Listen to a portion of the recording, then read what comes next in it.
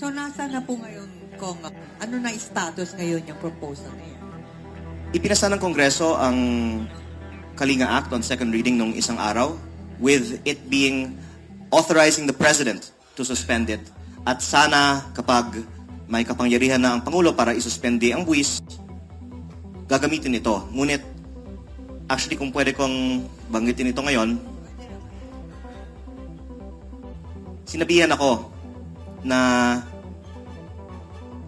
pag i-amendahan ng batas para automatic ang suspension ng VAT, baka hindi na aaprubahan ng ehekutibo ang paggamit ng emergency powers sa batas. Baka hindi napapasa yung batas. Ibig sabihin, sa palagay ng mga nasa Kongreso, hindi din naman gagamitin ang kapangyarihan para isuspindi ang tax. Eh di ang tanong ko, bakit tayo pumapasa ng batas na nagbibigay ng kapangyarihan para isuspindi ang tax na alam naman natin ay most likely hindi isususpindi? Dapat maging matapat na lang tayo sa taong bayan, isususpendi ba natin o hindi? Huwag natin paasahan ang ating mga kababayan tulad ng nangyari sa fuel excise tax na may kapangyarihan para isuspendi tapos hindi ginamit. So, kung gano'n ang mangyayari, di parang baliwala din yun, Kong? Marami namang ibang mga benefits ang newly passed Kalinga Act. Pero ang pinaka-importante sa akin ay yung pagbaba ng buwis. Dahil nga, magtaas kamay tayo dito. Sino dito ang nakatanggap na ng ayuda galing sa gobyerno? Baka wala dito sa kwartong ito. Eh, magtaas naman tayo ng kamay. Sino nagbabayad ng VAT? Lahat, di ba? Kaya, kahit na ang daming mga benepisyo sa mga bagong batas na ito, eh kung puro ayuda naman na hindi natatanggap ng karamihan ng mga Pilipino, mas nakakasama pa ang gobyerno sa panahon ng krisis dahil tayo ay nagbabayad ng mas mataas pang VAT sa langis. Oo. At ginagamit sa pamumulitika na supposedly ibibigay sa taong bayan, iniipit para magamit sa politika. Tama po. At nalulungkot nga ako na April 24, dumalo si Pangulong Marcos sa Batangas para ipangako ang bawat barangay makikinabang at baka hindi niya alam kung ano ang ginagawa ng mga tauhan na inatasan niya sa Batangas. Pero kahapon po, itinakda dapat dumating ang bigas. Pero sinabihan ang mga functionaries ng mga barangays sa distrito ko na hindi na ito dadating. At nalungkot ako kaya actually nagsimula na po kami mamigay ng bigas earlier this week pa. At tuloy-tuloy namin gagawin ito hanggat makumpleto natin ang nabanggit kong 1 milyong sako ng bigas. Yung 1 million sacks na yan, ilang kilo per sack yan? 50. 50? 50 kilos. 50 kilos? Or to 25. Yung mga sako na ipinamigay ko sa Manila kay Mayor Isko ay mga 25 kilo sacks. Actually, nagsimula na nga ako nung isang buwan pa sa Maynila. Pero ang ipinamimigay namin sa Batangas ay mga mas mamaliit na sack. Pero ang layunin ko ay sana makonsensya din ang mga politiko na wag nang pagkaitan ang ating mga kababayan sa ayuda dahil hindi naman ito sarili nilang pera. At ang talagang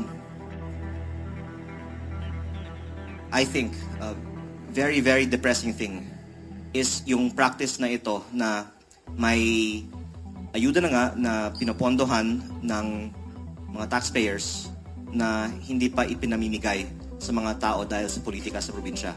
Hindi lang po ito siguro sa Batangas, siguro po sa buong bansa. At ito nga ay dahilan kung bakit hindi dapat maging pangunahing solusyon ng gobyerno sa oil crisis ang ayuda. Dahil hindi perpekto ang sistema ng ayuda.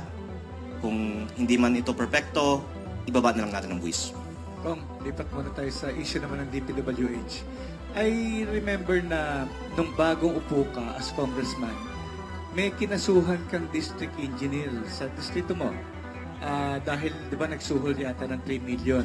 So, ano na yung status ng kasang final mo doon sa DE ng DPWH? Thank you for that question.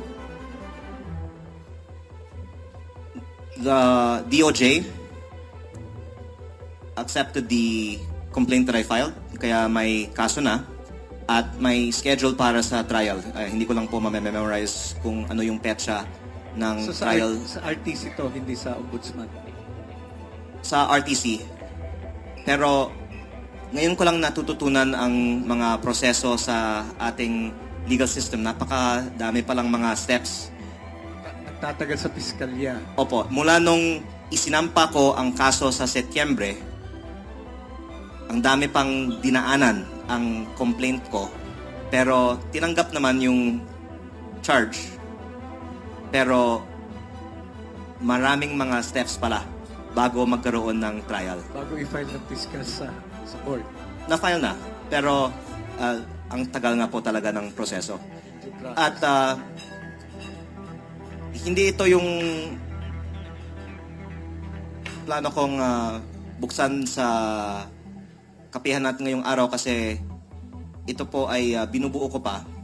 Pero meron po akong mga susunod pang mga isasampa na mga kaso sa mga susunod na mga linggo patungkol sa DPWH. Dahil ang ikinalulungkot ko, ang daming mga nag-expect na lilinisin natin ang DPWH last year. Ngunit,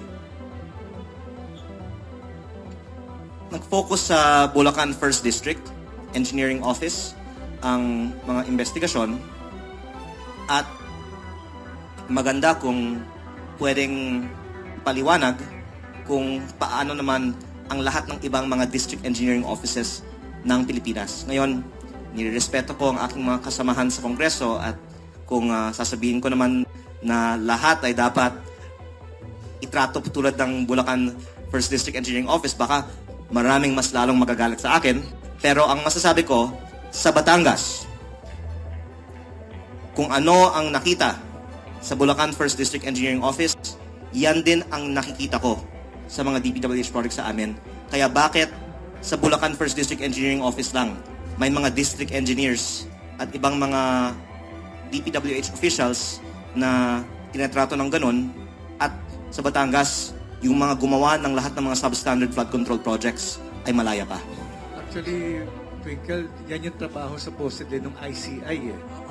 Na, well, wala na kasi ICI, pero dapat yun yung tinabaho nila. Ang alam ko, yung Mindoro lang yung nakasuhan sa Calabarzon eh. May Maropa na pala yun. Sa Mindoro. Tama, sa Batangas, sa Cavite, sa Laguna, Quezon, parang wala. Kung may nakikita ka bang figure kung magkano yung sinasabi mo na anomalya rin dyan sa Batangas? Well, can I just talk about what you'd mentioned na sa Mindoro, may kinasuhan. Alam niyo po yung pattern dyan. Sa Bulacan at sa Mindoro, yung isa sa mga na-implicate ay si former Congressman Zaldico. Tapos sa Davao Occidental, I think meron din. At ang isa sa mga na-implicate ay si Diskaya. Tila, nakapokus sa iilang mga contractors ang flood control investigation. Pero kapag may ibang mga contractors na matatamaan, baka iniiwasan Sino ang yan? mga lugar na yon. Sino yung Ito yung mas contractor na malalaki, yan? di ba? Opo. Nako, akala ko bigas lang ang pag-uusapan natin ngayon. Sino yung contractor na yan? Pero, Sabi mo, ang- baka mas malaki pa. Ang masasabi ko po, sa Batangas, kakonti lang naman ang mga proyekto ni Zaldico at ni Diskaya. Bilang kinatawan ng aking distrito sa Batangas, ang mahalaga para sa amin ay hindi lang ang mga balita tungkol sa paglilinis ng DPWH sa ibang mga probinsya para sa ibang mga contractors. Kasi ang isa sa mga pinakamalaking contractor sa Batangas at ang sinabi sa akin ng ICI noong Nobyembre na pinakamalaking contractor pa sa Kongreso ayon sa ICI at kasama din sa mga inirekomenda na kasuhan o paimbestigahan ng ICI noong Nobyembre ay ang mga kumpanyang konektado kay CWS Party List Representative Congressman Edwin Garjola. At ang pagkakaiba dyan, si Zaldico ay hindi na congressman. Si Diskaya ay hindi naman congressman. Ang aking kababayan, si Edwin Garjola, ay congressman pa rin. Kaya, nalulungkot din ako na maraming mga senador na nagiging focus na rin ngayon sa media para sa flood control, pero wala pang congressman na kinasuhan para sa flood control na nakaupo ngayon. Nag-iingat po ako sa mga salita ko ngayon kasi daming mga galit na sa akin sa Kongreso. Pero I'm just stating facts po. At sa Batangas naman, ang nasabi ko na ay may mga first-hand akong experiences sa pag-uusap sa ibang mga contractors at maybe I can say more another time.